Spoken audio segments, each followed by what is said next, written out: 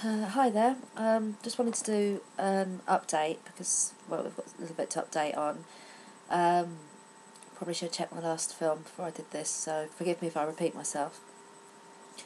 Yesterday was November the 26th, and was finally our appointment date for baby Bailey's post-mortem results after 10 weeks from his birth.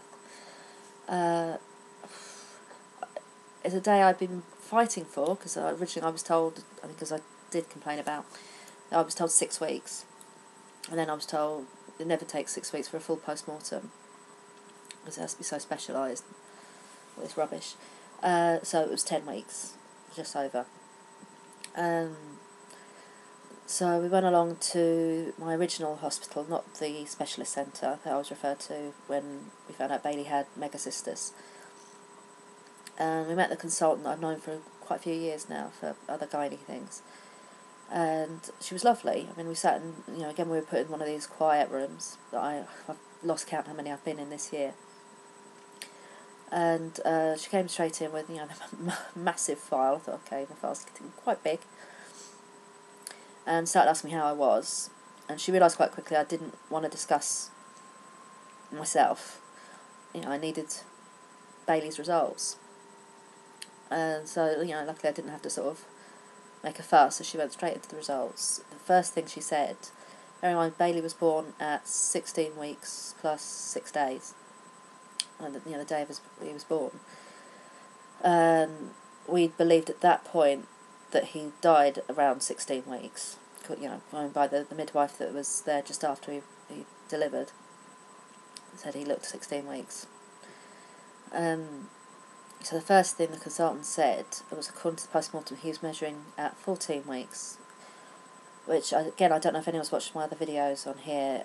14 to 15 weeks would make it that he died around the same time as my mum, which was very, very sudden, unexpected, unknown cancer death.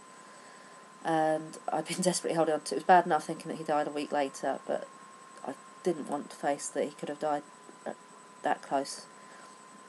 Meaning, I'd imagined his movements for a week, and I'd got on the plane travelling back from our Portugal holiday back home after my mum's sudden death, carrying a dead baby, so I was even more alone than I thought I was on that horrible, horrible journey. So we spoke about that. She said they're not completely and utterly accurate with that because they just measure him and he fits on some graph around 14 weeks. So she kept saying maybe near 15 weeks. She couldn't say much more than that because she used an awful word, and she wasn't going to tell me this word until I said I expect a copy of the report sent to me as well. I want a copy. And she said, in that case I need to explain this word, and I can't remember. It was something beginning with M, and it basically meant physical changes to the body after death that made it obvious that he'd been dead a while before he was born. So she said, that she knew from that 16 weeks wasn't likely. It was, 15 weeks at the most, sort of thing. Which does mean, he died within days either side of my mum. Which means when I visited my mum, I put her hand on a baby that wasn't living, which is quite hard to deal with. I know she probably wouldn't have minded, but I do.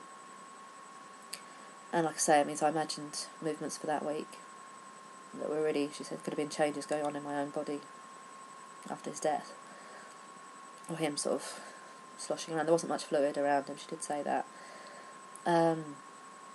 It was the bladder condition, the megacystis, which is an enlarged bladder.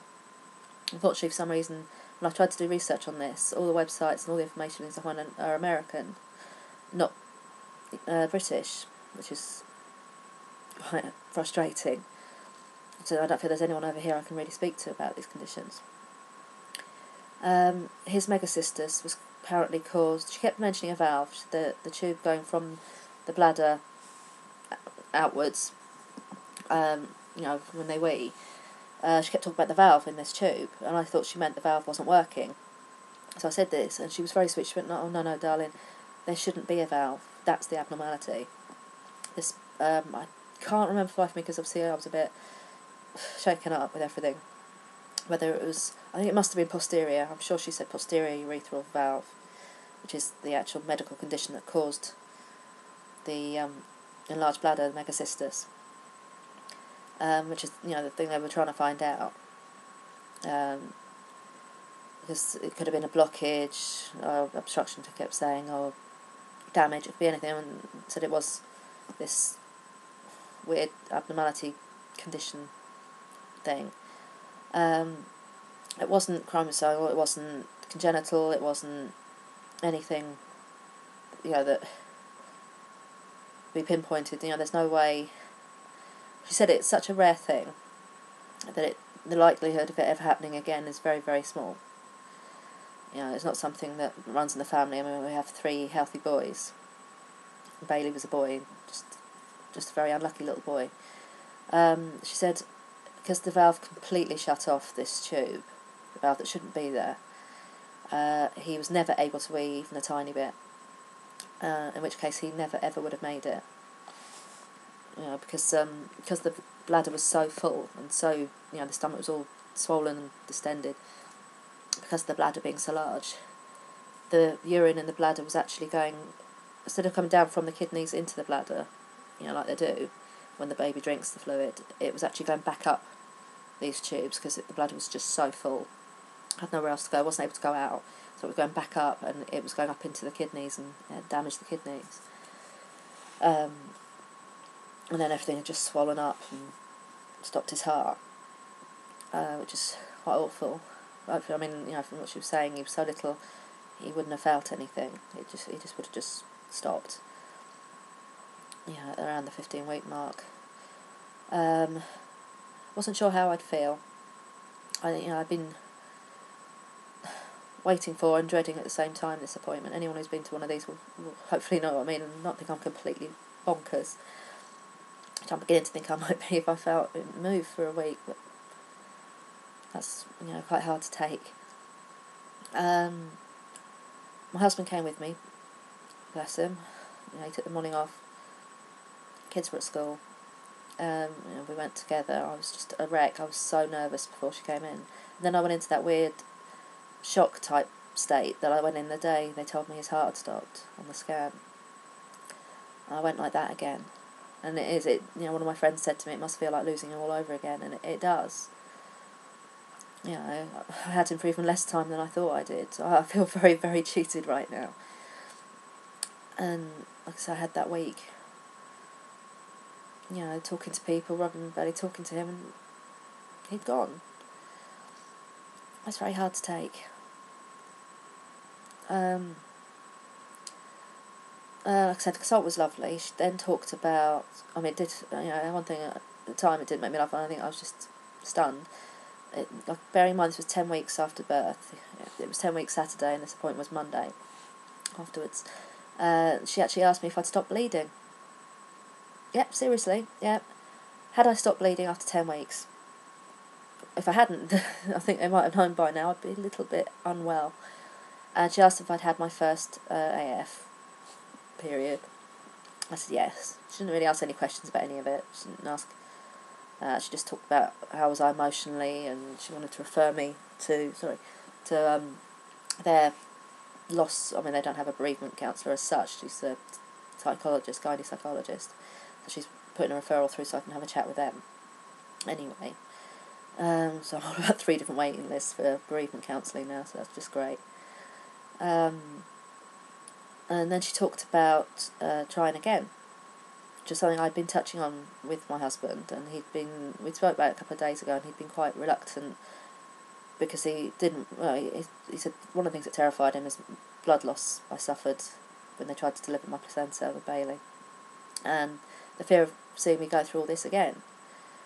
And I have said to him several times, I feel like if I didn't try again, I still have 2 months worth of Clomid left from my treatment, and it would feel like I've gone through all that, all the Clomid, all the tests, the months and years now, over 3 years of trying, the loss of little April, in April. Sorry, my son's decided it was a girl and called it April. I was 5 weeks. And little Bailey, and ended up with nothing. Because I now have an angel or two. That's not what I was trying for. So, having spoken to the consultant, she talked about referring me back to fertility, because she said, well, I'm taking Clomid, or when I go back on the Clomid, whenever I have another cycle, I should be under a fertility specialist taking that. They didn't really care when I was taking it before, but because they discharged me the second I fell pregnant. They kept saying, oh, it's brilliant, you've got pregnant twice on Clomid, and I've still not ended up with a baby, have I? So yeah, she is referring me back to them. That'll be interesting, because I'm pretty sure they won't want to deal with me. Making a referral to the psychologist there just to have a chat. And that was it. When she was lovely. She stayed with us for a good hour. We were able to talk about the issues we had with the aftercare, or lack of. And she's looking further into that. She was really quite angry, particularly with the doctor that was so insensitive and rough with me, and the way she treated Bailey, which is my biggest issue. And she's going to speak to the A&E staff, who didn't have a clue what they were doing, and had no sensitivity whatsoever about what was happening to me. So she's taking that further for us, which is fine. That saves me any more stress. What else? Hubby's insisted on taking me and him away soon, so we'll be going fairly soon to Rome for a weekend. It's somewhere we went about 8 years ago. We took our youngest, who was nearly 2 at the time, and we couldn't really do as much exploring, I suppose, as we wanted, with the little one in the buggy, and every time it got to 7:30 in the evening he would cry and we'd have to go back to the hotel. So we were just going for like a long weekend. He insisted, because obviously I had a crap year, and so was he, and I lost out on our holiday. I was literally there 2 days, and I was getting constant phone calls about my mum, and then obviously it all went wrong and she died, and I came home. So he sort of wants to give me a break that I never really had. My dad will be staying with the kids, so that'd be nice for my dad, so he won't have to be in the house he doesn't want to be in. And it'll probably do the kids some good, because they're struggling a little bit now. My 10-year-old, is a bit distracted at school. It doesn't help. The head teacher thought rather that, because he made a mistake in a book, the answer was to tear a page out, not help him correct it in any other way. Because she told them lots of times, so that makes it okay to damage someone's property, but whatever. So it's hard, because I get people telling me I should just focus on my own grief and face the grief and handle the grief and do this with the grief and all that, instead of shutting it out and all this that I'm being accused of. But that would all be well and good if it was just about me, and it's not. I've got 3 kids, my dad, and my brothers to support through all this. Not just me.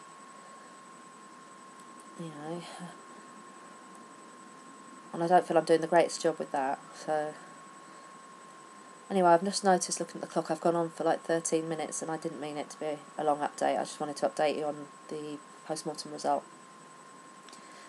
So thanks again for listening, and for some of the kind comments I've received, and welcome to any new subscribers I've had. Thanks again. I suppose I'll just keep updating if there's any news. Thank you. Thanks for your thoughts for Bailey as well, your kind prayers. Oh, sorry, the only other news... No, just I was going to say it was my mum's birthday the other weekend. We did scatter some ashes. The kids made me proud yet again that day. And my dad's had his first birthday since mum's death. And so the next step is to face their wedding anniversary next month, and then Christmas, which will be another hard one. But anyway, I'll update on all those as we go along, I suppose. Thanks again, everyone. You're all lovely. Bye for now.